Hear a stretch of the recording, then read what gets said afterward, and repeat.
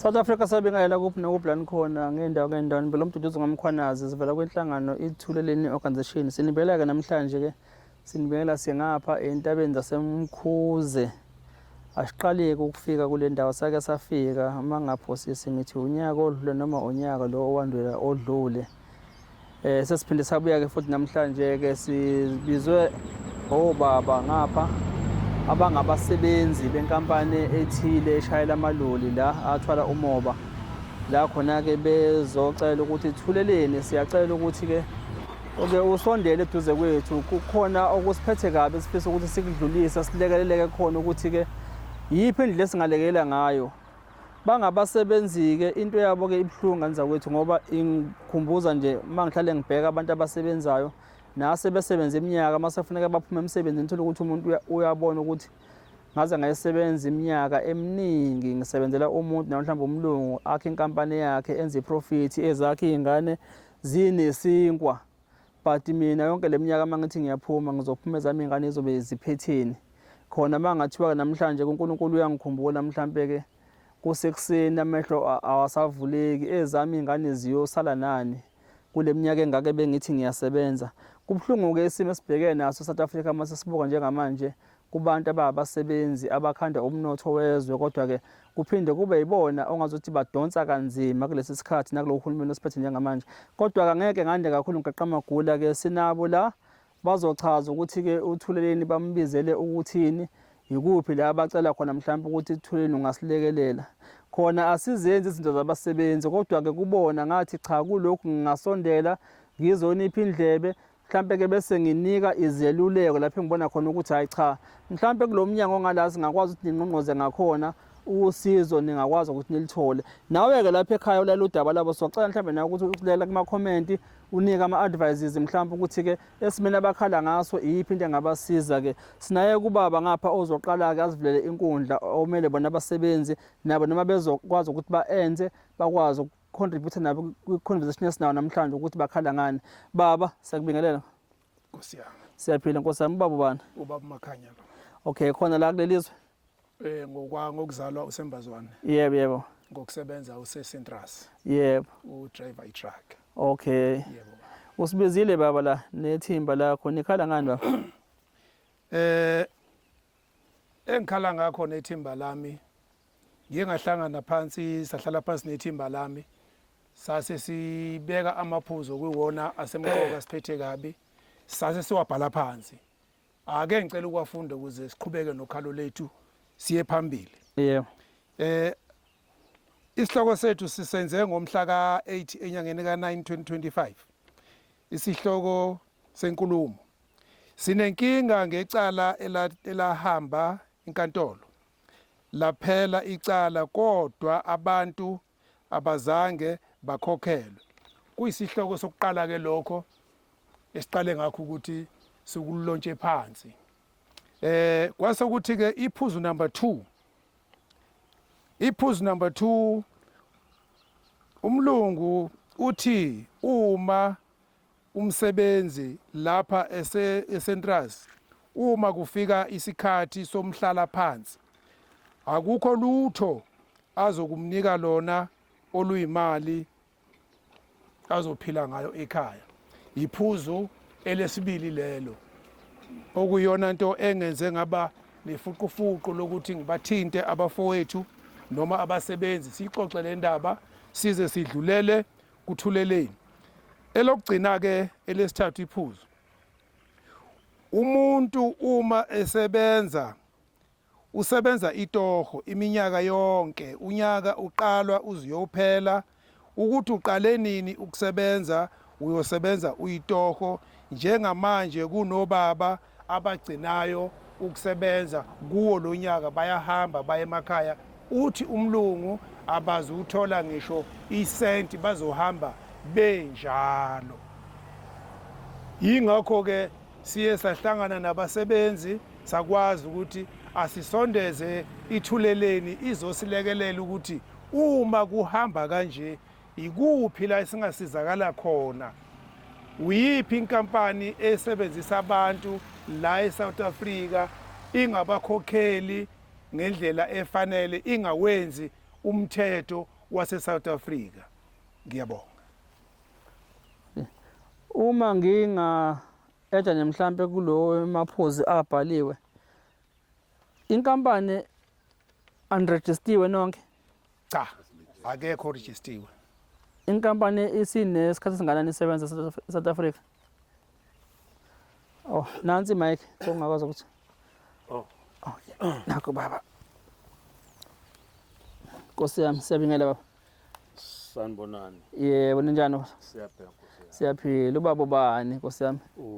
Nkosi Sulu. Oh, Makeba, sisikandaba. Yebo. Yebo baba. Yebo. Nawo ngumsebenzi wakhona la? Ngumsebenzi walapha ngafika ngo-2004. Yebo. 2004 ngifika la. Yebo. Ukufika kwami la kuze kube manje yilokho kwenza ukuthi mase kunalokhu ukuthi umlungu asitshene ukuthi sizophuma singaphethe lutho. Impela sasondela kumfowethu okubuhlungu kakhulu hlobo zikaNkulunkulu thine njengoba ngafika ngo-2004 la. Into okuthiwa ibonus kangiyazi empilweni yami. Into makushona udrive ungcwatshwa yithi umlungu asize ngalutho. Kungakho-ke ngisondele ngashesha ukuthi ke lolu daba ake nisizeni uthathe lweneke kumhlaba wonke ukuthi kwaba kuphi usebenze iminyaka ngathemba ifikile manje ku-20 ngafika ngo-2004 la. Kodwa ibonus angiyazi makushona udrive ongcwatshwa yithi ukuthi kuyikho lapha eSouth Africa ukuthi sime ngale ndlela esiphila ngayo thina.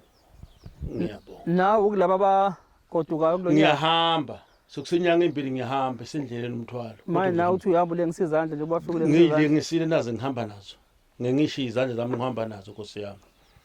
Yebo Makeba. Ngiyabonga Nkosi. Siyabonga mina. Kukhona okunye ufuna ukeda ngenza kwethu. Asikhulumeni into singasabi, asingasabi asikhulumeni. Ngiye ngisabeke into enabasebenzi kakhulukazi ukuyenza ngoba sengibonile ngaphambili but ke ngizochaza ukuthi afika abeke ama challenges mangabe usenza ne group yabantu abaningi especially bebhekene nomqashi wabo. Siyabikela mnewethu. Yebo mnumzane. Ninjani Nkosi yami? Sikhona singekho. Sifika izinhluku enhlizweni. Ubufethu bani? NguDennis wakwaMasinga. Yebo. Yebo. Kuthini okwakho kusikelijika kule ndaba? Cha, ngithi ngijobelele nami la kule nkulumo yeqala esikhuluma ngalo ukuthi umlungu akasikhokheli imali zethu. Imali esikhuluma ngayo kwasaqala kusitshelwa ngayo. Sikhuluma ngemali engango 3.4 million. Yona mali esikhuluma ngayo lapha sengithi ake ngikucacise lokho. So ke sekufika isikhathi manje sokuthi abafowethu abanye la sisebenza nabo iminyaka yabashaya manje bathi abaphume njengoba benjalo njengoba befika baqashiwe akho lutho bazophuma nawo manje lokho kuyasethusa bakwethu ukuthi kuyenzeka yini umuntu asebenza isikhathi esingaka angaphumi ngisho nosheka angafiki ngisho nosheka asekhaya. Okwesibili minyaka yonke esengisebenza mina ngifika ngo-2015 la ekhaya. Kodwa manje ngisoloko ngiyitoho kuze kube namhlanje nje njengoba sikhuluma. Okay, sibheke lapha. Yebo. So ke lokho kuyasikhalisa bakwethu. Asazi ukuthi singasizakala kuphi. Ingakho sizobiza wena mnumzane ukuthenele kuzosilekelela mhlambe nabanye abangasibonisa ukuthi uma ngabe kunjena singenze njani. Ngiyabonga. Yeah. Okay, sengithola ke amaphuzu awu2 manje. Yileli lokuthi ke eloqala indlela abaphatheke ngayo emsebenzini nokuthi ke kuthiwa bayagoduka but ke awukho pension funds ekhona. But sengithola nephuzu lesibili wathi khona icala ngathi khona icala elikhona. Yes. Okwagcina kuphuma imali kulona icala. Yes. Ngizocela mhlawumbe ungakwazi ukuthi nakhona ake asinabele mhlawumbe ukusibeka esithombeni. Sanibonani. Siyabingela ba. Lo khuluma uAlphonse okwambazini osebenza khona la eCentras. Yebo. Ngizochobelela kancane nje kule ndaba yokuhamba kwethu umlungu asitshele ukuthi ahamba ngoba kuze kwaba namagama engize ngambuza wona mina. uma esitshela ukuthi sizohamba singaphethe lutho ngathi mina awu kwake kwenzeka kwaphi lokho kanti ibe sisebenza luphi uhlobo wangitshela ukuthi kukhona inkampani ekade kufanele ukuthi ngabe siyayijoyina ngase ngimbuza ukuthi mina leyo nkampani wasitshela yini ukuthi kukhona inkampani kufanele siyijoyine ezothi uma sisihamba ezomela i-provident fund yethu na wathena ngawaletha amaphepha ngithi mina wawaletha wawabekaphi ngoba thina siwazi sasijoyinela nje ngokudlala leyo nto ngoba sasingazi ukuthi isemthethweni kuwe awuzange uyibeke nase-office la okufanele zonke izinto zethu ethinta thina njengabashayeli zibe khona wayibeke office yama security wathi ngawaletha ngithi mina wawungawalethanga kithi kube wawalethe kithi ngabe wawanikeza umyeni oyena osiphethe wasifundela futhi nakuyi-contract yakho ngaba ikhona lento esho ukuthi ke joyinani le momentum iyona ezothi mase nihamba ilikhokhele imali zenu wathena akusikhona okwami lokho ngoba nijoyinanga akuyona yakho ngase ngithi mina kuye cha ngiyakuzwa ke lokho kusho ukuthi sihlulekile ujoyina i-momentum ngokwakho sengibuya ke ngiza kuwe-ke njengomqashi wakho njengomqashi wami isikhathi esengisisebenzile kuwe uthini ngaso kimi wathena ayikho into engingayenza ngoba i-momentum angijoyani ngithi mina sesidlulile ku-momentum ngobe wena uzange uzuyidelive ngendlela efanele wathi-ke ayikho into engingayenza uma ningajoyinanga i-momentum ngithi nastili namanje le momentum okhuluma ngayo awekho amaphepha ayo e-ofisini la kufanele kube ngabe sithi uma singena lo umyeni osinike icontract ma esiqala sesibuye emsebenzini ngabe uyasifundela yona ayikho into ayifundayo icontract sifundela nje ngezinye izinto aziyithinta i-momentum namuhla ngobe sesiyahamba sutshela ukuthi kune-momentum okufanele ngabe sayijoyina yona kusho ukuthi bekungeyakho wedwa uyifihlile siyazi thina wagcina kangene entangeni impela ngobe ngagcina sengize ngithi-ke ayi okungenani-ke ndoda ukuze usithobe inhliziyo sizele sinengane sicela ukuthi ekhaleni zethu uma sisiphuma sihamba okungenani kuzongena iy'ngane zethu zikwazi ukusithengela isinkwa ngobe siphuma nje asathi besithembile ukuthi sikhona esophuma sikuphethe ngeminyaka esesiyisebenzile ngaze ngacela lokho wathi hayi kulungile-ke ingane zenu ningayiletha zizongena ey'khaleni zenu kodwa nina ayikho into enizoyithola angike ngibonge yebo siyabonga okwecala ukhona mhlawumbe ongafisa ukungena kulona mhlawumbe athi ukusinabela kabanzi ungahamba lapho hayi right Yebo ngiyanibingelela bafowethu nonke. yebo Cha. Ubani sikhuluma naye? Umuswawanyawo lokhulumayo. Ba. La eJosini. Bafowethu lapha kulokho kwecala nami ngeke ngijobelele nje. La shuthi sijoyine inyonyana. Motor transport. Le nyonyana lena kwaba khona ekuvukuzayo kulomlungu. Njobe kwabeka umfowethu uthi bake bafika lapha abanye kanjalo.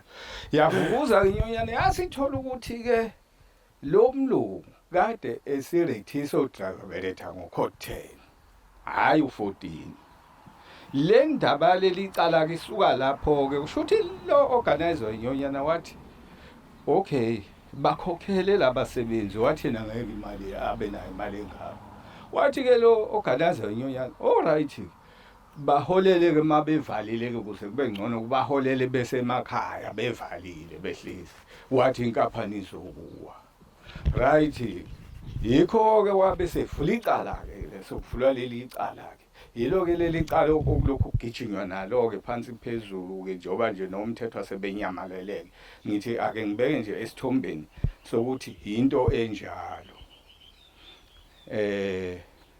okunye ke ngingeqela kokho futhi yilapha ku momentum umomentum njoba esho nje umbazini yafikela lento kuma security kwathiwa yes kwathiwa iProvident Fund kwathiwa i-provident fund ngokwazi ukuthi vele i-provident fund ibalulekile ukuthi ube nayo emsebenzini ngahamba ngayojoyina kusho ukuthi nabanye ke bangilandela abajoyina mangithi ngiyabheka mina le mali iloku ikhula kumanje ngithi 996 rand namanikiniki kumanje kodwa uma ngithi ngifonela khona ngoba angisazi kwavela khona kwavelayo ukuthi lapha kuneminyango emithi bathiwa ile mali efakwa umqashi nawo ufake maku 50 rand nomqashi 50 rand ngiyalinganisa okay bese kuba khona umnyango ka education kusho ukuthi noma children's plan into enjalo bese kuba khona umetropolitan manje labantu laba mangithi ngiyabafonela mina ngifuna ukubuza imibuzo ethile ikakhulukazi laba baka education ngithi ngifuna ukubuza imibuzo ethile ngoba phela bathi bona baxhasela ingane kusukela primary kuze kofika e-university manje bangithi ngifuna ukubuza ukuthi nakho phela ingane ake ningixhase ngithwele kanzima einganeni ake ningixhase yini ngixhasa ngakho bavele bashonele ngigcine nje ngesonto eliphelile ngaya ka metropolitan lapha eJozini Mall afama metropolitan basho ukuthi sihlangene nabo bafonela khona kugcina kuthiwe ke hayi sizokunika lo uzokunika lo mnyango sokunika kwagcina kwathula ucingo lwathi nje du ngathi mina isikhathi esingaka ngisayimela lento lithulile manje ngicingo lidropiwe nje uyabona ngathi ke yilokho kuba mfethu ade ngikucacisa engukhohlwe bangadlula abanye abafethu bacacisa athi ngibeka lapho nje mayelana necala ukuthi ukuze lidaleke icala lemali engaka laqala kanjani ube seshilo nomfethu wathi ibillion ithile mina umnomzana lo mnikazi wenkampani wangimisa lapha kwakunenkinga nyane elolini ngemuva wangimisa wangibuza wasethi kimi uyijoyinile nawe inyonyana ngathi mina yebo ngijoyinile wathi nijoyinelani inyonyana ngathi mina cha mina abantu mabejoyinile ngifuna ukubulawa abantu uyazi nabantu bayabulalana uma wena ungajoyini bona bejoyinile wathi le mali engaka ngizoyithatha washo wona ama-million lona awasho yabona ngathi lokho ke bafethu ade ngisakudlulisa nje ngiyabonga okay sawona ongasatha kahle mhlambe ke asibeke in details ngecala ukuthi ubani owayelimele mhlambe owayerepresenta lapha ecaleni nokuthi outcome yakhona iyathini verdict yecala leli yabo ukhona nolwazi la mhlambe sokusipha nje kancane yonke imini ukhomba wena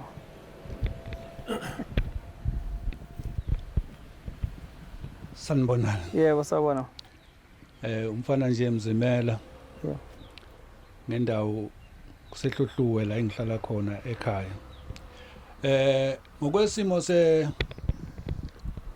case yethu icase yethu ngithi iqale ngo 2015 kwakhulunyiswa lokhu lithethwa icala likhulunyiswa ke kuthiwa umthethwa wagcina futhi lo mthethwa efikile lapha kithi uyini umthethwa umsebenzi nani ma umthethwa ungwakwaleba ungwakwaleba kuthiwa umphathi wakwaLeba eThekwini okay uyena owaye attenda lolu daba lwethu eRichards Bay kwaze kwawufika esiphethweni sango 2021 015 January kwathiwa ke icala lethu liphelile waphuma ngithathi khona eqaleni waphuma ngithi umthetho ezokhulumisa lento angiyiphethe ngento okuthiwa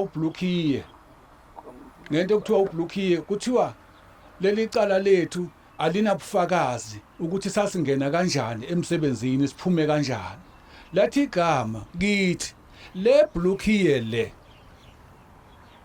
inegama lami inegama lalo awukwazi ukuthi uyothatha iblukhiye yomunye umuntu uyisebenzise le blukhiye le iyona esiklokha ngayo uma uyifake elolini iloli duma isiyasho ukuthi shayela umzimela ungene ngesikhathi esithize umzimela ophuma ngesikhathi esithize mangiphuma mina ngibhoncula le blukhiye yami so ke umthetho asazama ukumbeka kuleso sithombe sinjengaleso so ke ekuhambeni kwethu ke sesiya eRichards Bay ngenxa yokuthi umthetho sesiyamfonela incinga kasayibambi siyamfonela incingo kasayibanga saze sasuka ke sahamba saya Richards Bay kwaLeba mas SSMA masifika lapha SSMA lapho kwakuthethwa khona icala sifike lapha besibuze sibachazele bethi sicela i-case number besibanikeze i-case number masibanika le case number bethi baphanja la bathi hawu leli cala selasulu hawu ecishe yawo enye indoda nethi ayisekho emhlabeni esasikanye nayo eyayishopRite lethu Uzwakubikezela lokho ukuthi izohamba. Yadidizela impela yacishe yawo kwathiwa icala selasulu hawu lasulu ubani na kuthiwa lasulu uZwane Ubani futhi manje uzongena? uZwane u-inspector kwakhona kwaLeba u-inspector kwakhona kwaLeba basebenzisana nomthethwa bakanye nomthetho Ulisula kanjani icala? umbuzo yilowo ukuthi ulisula kanjani icala kwathiwa hambani niye kuzwane kuphi na Olundi sangaphela amandla sahlanganisa imali safaka upetrol emotweni sahamba sayo Olundi masifika lapha kuzwane safika uZwane sangamfica kwathi useMalmoti safica umphathi wakhe okuthiwa uMemnala umphathi wasoLundi masikhulumisa nalo memlo uthi umem cha Zwane inkathi uattenda lolu daba kwagcina kuthiweni ngalokho hayi icala kaliphelanga kwathiwa icala liguqile maliguqile ke thina ke njengoba kuthiwa liguqile njengabantu ke besizulu asazi ukuthi makuthiwa liguqile linto enjani kwathiwa ke alisuliwe limsamisiwe lithuthelwa kwenye inkantolo manje esePitoli sikhuluma ngoLundi manje lapha esitshenwa khona lo mem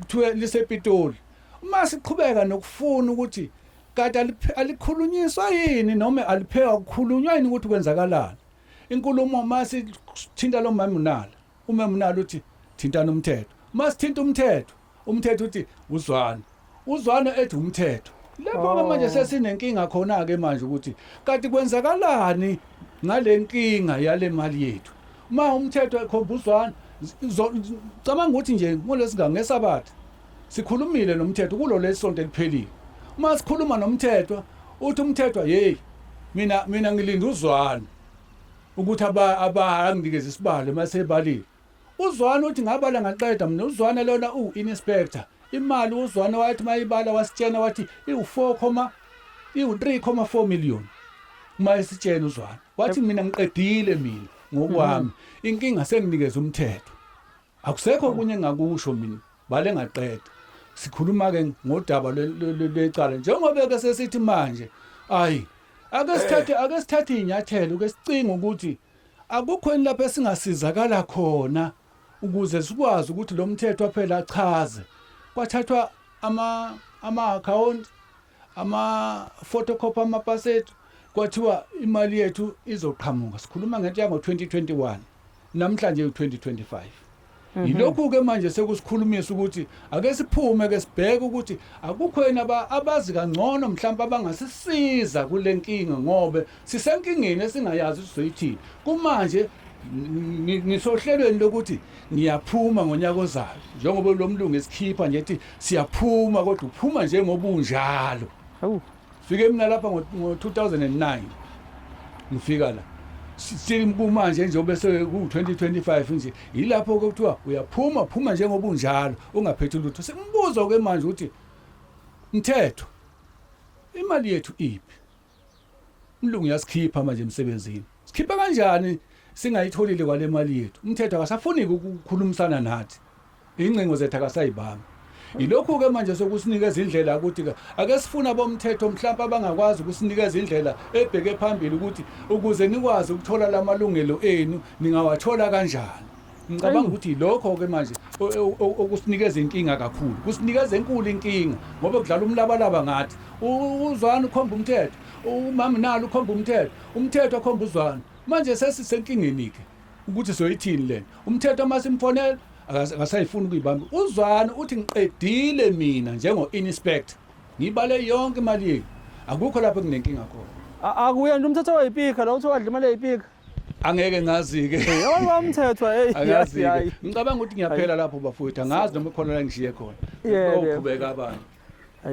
mthetho ayiphi imali yabasebenzi akusona-ke yipika cha kahle la Angadlala umlabalaba, angadlalwa ngabantu. Uma ngethe noNyambose ngoba phela abantu bakhona bayaphila ngithi. Uma ngethe banomphathi wakhona umama lo. Umphathi wasolungu umama na. Akungabe sengathi abantu mhlawumbe abokwelinye ilizwe, omunye kwelinye ilizwe. Ngathi abantu abazonatali labo sikhuluma ngabo. Kufanele bahlangane. Babeke la ukuze lo mlabalaba abawudlalayo kucaca ukuthi ubani kubona usengezimithiye nodlala ngabantu yabo. Ngoba phela ngalokho akhombe ngalo athi omunye ngiqedile ukubala akhombe ngalo adlulile lo abangadlali nje ngabasebenzi yabo. Nisele no 2 months manje angithi abanye bagoduke baye emakhaya. Yabona isikhathi sinekho kabi lesikhathi angithi yabo. Ake nje kuhlelwe usuku bacele ubabili kuyiwe la bekhona mhlawumbe beze bona kunini. Kuzocaca ukuthi kahle ubani kubona okhuluma amampumbu yabo. Nanokuthi okuthusayo la liswa ngicala all the way from Richards Bay to Pretoria zibe zikhona inkantolo live naseThekwini nako Maritzburg liya kanjani ePitoli mhlawumbe ngaziphi izathu. Angiphinde futhi ngijobelele lapho ke maqondana necala. Ngicela ubheka ngabo. Nakhona lapho futhi sazama umzamo ukuthi sifuna ama-email yasePitoli ngoba sifuna ukwazi ukuthi kuqhubekakalani ngecala. Yebo. Sa-emaila kodwa manje ilokho impendulo azange aqhamuka. Sitema sesikhuluma noMamunala sifuna umthetho. Wathi hayi akusafanele sikhulume naye ngefoni kufuneka sifaka i-email. Sambhalela naye i-email lutho impendulo akayibuyisi. Yeah. Manje leyo nkinga esinayo ke njengamanje. Okay. Nithe umthatho saThekwini? Yebo seThekwini. Nisezikhuliseka lepha? Uhlale eMaritzburg. Hayi phela thina eThekwini eMaritzburg seduze kabi. Useduze kabi, yabo useduze kabi le ngoba. Angithi nibona ngisho imarathon igijima ngenyawo. Yebo. Ngisuke eMaritzburg eThekwini ngihamba nangenyawo ngiyabo. Ngizoya khona ema-office akhona kalepha ngiyomfunda lo mthetho la. Yes, kodwa ke angifuni sikhulume kakhulu la on camera yabo. Sizokhuluma off camera yabo. Kukhona bosafuna ukubeka mhlambe ngoba sengiyibonile ukuthi kephi nokuthi kephi la kufuneka inyakayiswe khona. But angifuni ukuthi ngikhulume kakhulu la esadeni lihla kaThweleni yabo. Because akufuneki nomuntu mawuza nayishaya induku. Bona bazinduku la? Yazi induku. Akithi mobhekene nensizwa kufuneka ibone ukuthi uzokhipha kabi. Yebo cha kufuneki. Ufuna ngijume. Ya. Ngiqashele. Yebo. Khipha amangwevu. Hayi. Ingawaboni ngobhekisanga kuphi amangwevu. Yebo. Iyobona ngalaselopha. Exactly. Yebo. Yeah. Yobona ngaselopha. Senginqobileke. Ngani ngeplan? Ya, ngifuna ukuthi ngitshela yona. Hayi siyabona. Cha. South Africa ngicela ungayidonsi le unless mawuthi khona basafuna uku-add mhlambe. Oh. Athi inhlebe yakidle nasi niyiqhaza. Siyabingelela. Yebo. Mina mfoka Mavundla. Mavundla. Yebo. Cha siyabonga impela. Khona umsebenzi mkhulu lapha ekhaya. Mkhulu kakhulu umsebenzi kodwa indlela okusetshezwa ngakhona mase kuyiwa ngase kuholweni ayisiculisi. Yebo. Iyasikhalisa. Njoba phezulu kwakho konke nje lokhu njoba bekhala babeka ubaba abadala kodwa kuze kube inamuhla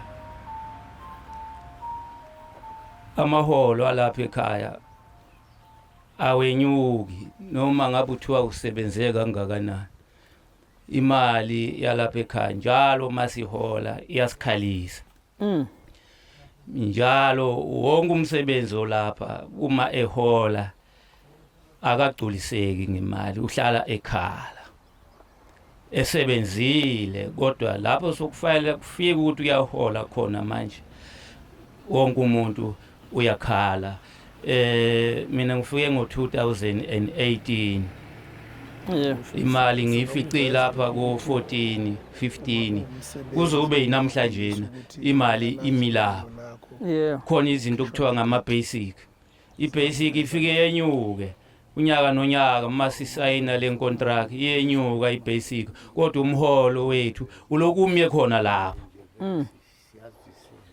Lapho njengemali yensango.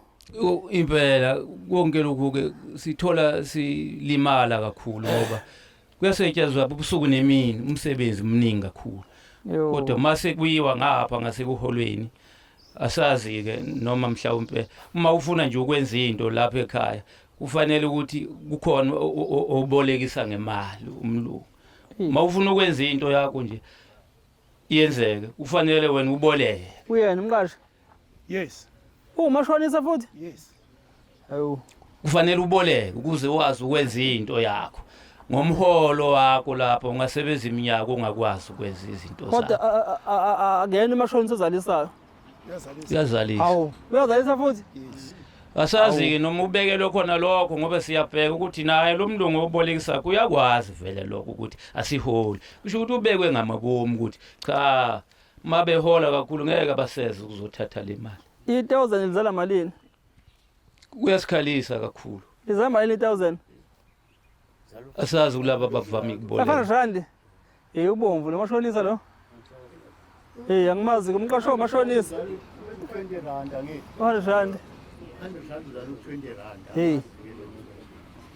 impela ndonga sithi asibeke lezi zinto ngoba zibuhlungu ziyasikhalisa kakhulu siyasebenza umkhiqizo walapha siyawuhambisa kahle kodwa ekugcineni thina asikutholi ukujabula mase kufanele ukuthi phela nathi samukele njengoba kade phela silekelele Yebo. enkampanini Yebo. asikutholi ke manje ukujabula mase kufanele sihole kufanele njalo siyokhala nalapho usothi uyasondela uyakhala uyabaleka akafuni ukuthi aninike phela ithuba lokuthi nikhulume ukuthi nithini Yebo. Hayi ngiyabonga. nanokuthi imali nje asiregistiwe kodwa sithola sifakwa kosazi bathatha imali ezinkulu ezingaka kodwa siregistiwe asazi noma kuyiqiniso konke lokho ukuthi nithi ningaziwa ningaregistiwe kodwa nakho yana niyofakwa kosazi bathathe izinkulu imali ezingaka ekube nitoho kusasa uyaphela lo msebenzi niyolambe emakhaya kodwa usazi udla imali enkulu engaka sifakwa umlungu kodwa asiregister kuyasikhalisa kakhulu lokho siyabonga baba Siyathokoza. South Africa yazi la kathuleleni. Ngangilokho ngisho nje namanje futhi ngisamile ekutheni izinto zabasebenzi angizenzi yabo. Ngabatshela futhi nabafethu ukuthi into zabasebenzi asingazenzi ngoba abasebenzi abaningi uyubona ukuthi basengelwa phansi inyunyana zabo lezi abasebejoinile la khona ukufika noma baxoxela ubone ukuthi uyabona ke la maphela bekuyigxatheli lodwa nje ukuthi abantu bawele ngaphesheya kodwa manje uyabona ukuthi mawuthi uyezwa ngokuhlukana kwabo bechaza inkinga zabo ukuthi khona bavimbayo la noma ungaze mhlawumbe bafike etafuleni ngale badle nomlungweni yabo umubi umuntu sithi sikanje sitelekile kanje sithuma sinezikhalo bese kubizwa enza kangene officer zona ukhulumela ongathi aninamlomo nonke ngoba wangena eoffice lapha uyobuya mhlawumbe omunye sekhuluma ilanguage engayizwa noma engasakhulumi nokukhuluma ke ukuthi uhambe kanjani lapha ngase ngithi bafethu asingayenzi lento yabasebenzi ngoba siyayibona ukuthi ke yabo kodwa ke ngifika nobuhlungu manje yabo inhlizweni yami ukuzwa ukuthi obaba babona abadala bangaka bezophuma beye emakhaya bengenalutho ngempela and kulo lutho abahamba nawo kuthiwa abafaka izingane zabo nazi izingane zabo uyabona ukuthi bayoyifaka lodaka labaphuma kuloya nabo ngithi yabo ngoba phela akusho ukuthi uthi umlungu ngizoshintsha engade nginiphethe ngakho mase ngene izingane zenu nawe nje uhambisa ingane bekade ifunda mhlawumbe bathi esekhaya yabo ukuze impilo kona ibe ngcono ikwazi ukushintsha nekhaya but uma uzoyisa kuleso sikhala nawe owaziyo ukuthi lo mlungu uzofika adlale ngayo njengoba edlale ngami nje nguyise wayo angazi ukuthi nje mhlawumbe ke sizoke special bafika ke siphinde sihlabe silivule leli page ke sicubungule kahle ukuthi ke lento yabasebenzi mhlawumbe kuphi bese ngangenela khona sisiyalekela mhlawumbe but ke sibona mhlawumbe ukuthi uma kufanele ukucishele mhlawumbe imithetho esebenza ngaphansi kwayo njengenhlangano ithweleni kuba ngifuna sekuchibiyele ukuze kusigunyaza ukuthi sikwazi ukumela abasebenzi ngeqiniso yabo. But ke okuningi yikho ngithi angizokukhuluma kakhulu la kwi camera, sizokhuluma off record yabo.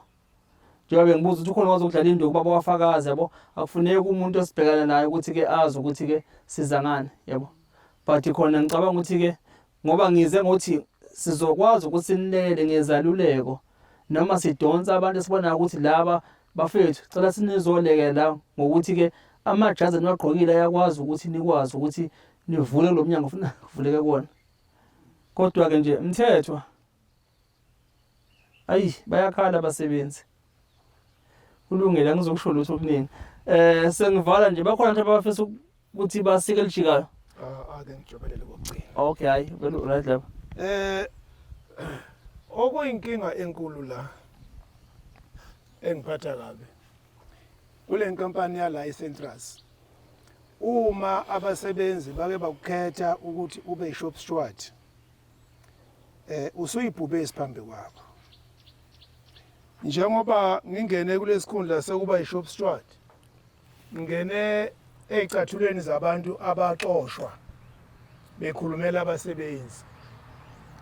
Omunye wabo nje engangena ezicathulweni zabo oku Mr Kenyeza obe shop steward nangu khona. Beyilwa le ndoda ilwela abasebenzi. Kodwa la ekhaya uma uyishop steward ucingwa ngayo yonke indlela yokutholakala emaphutheni, ugcine usuphume ngesango. Ngoba akufanele la eCentras uma usebenza khona ilungelo lakho ulazi.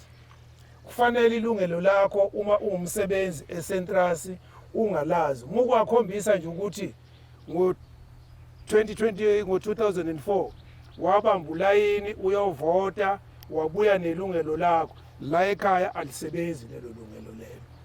Kusasetshenzwa ngumthetho omdala la ekhaya ukuthi uma usebenza kufanele ulalela umlungu ukuthi uthini. Uma ekhuluma into ephambene nokulungu uvuma ukuthi yebo basi yebo basi. Manje kusiphethe kabi konke lokho. Ngithi angikuveze konke lokho, ngiyabonga. Yabo.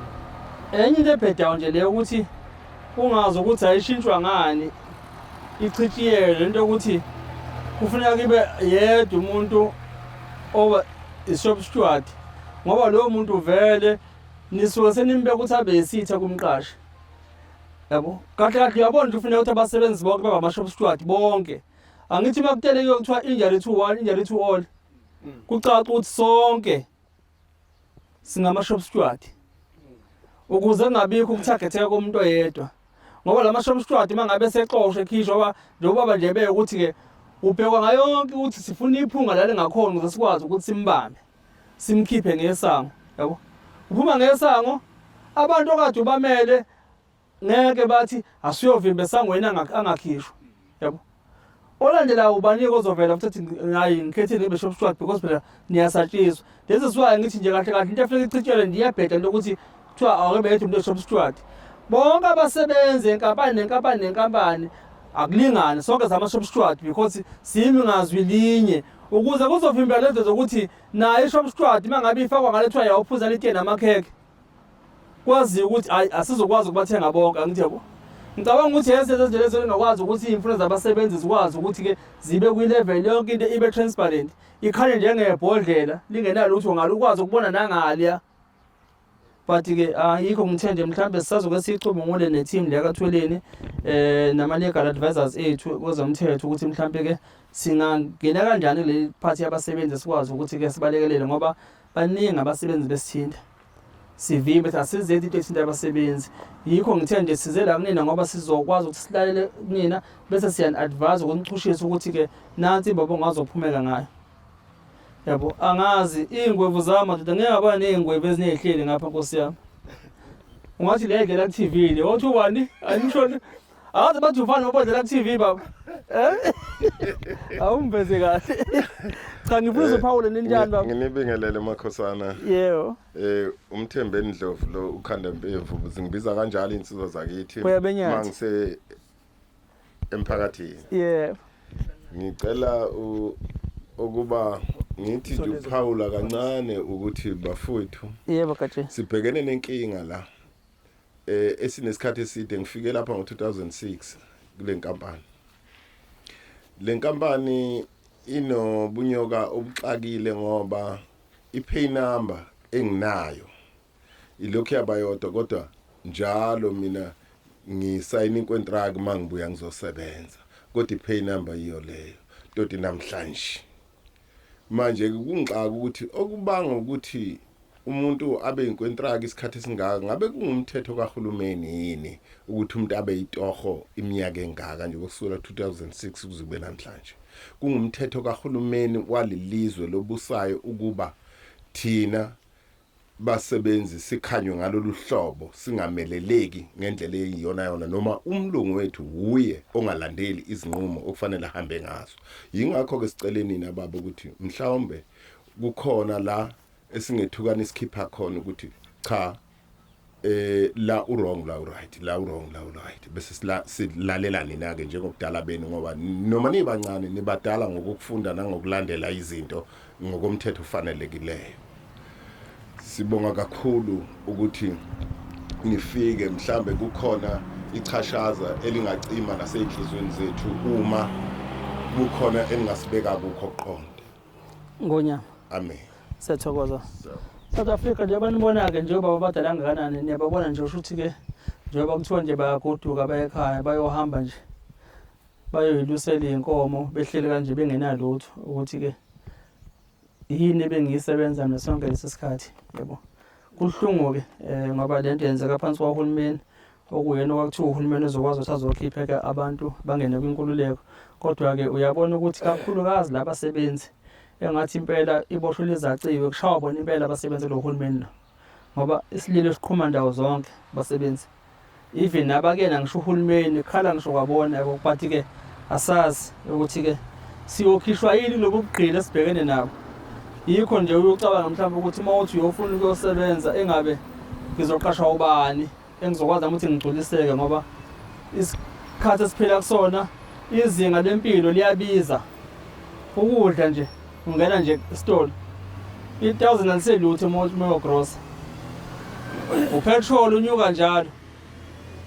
Angisaphathike okweinganeke ngoba ziyafunda phela.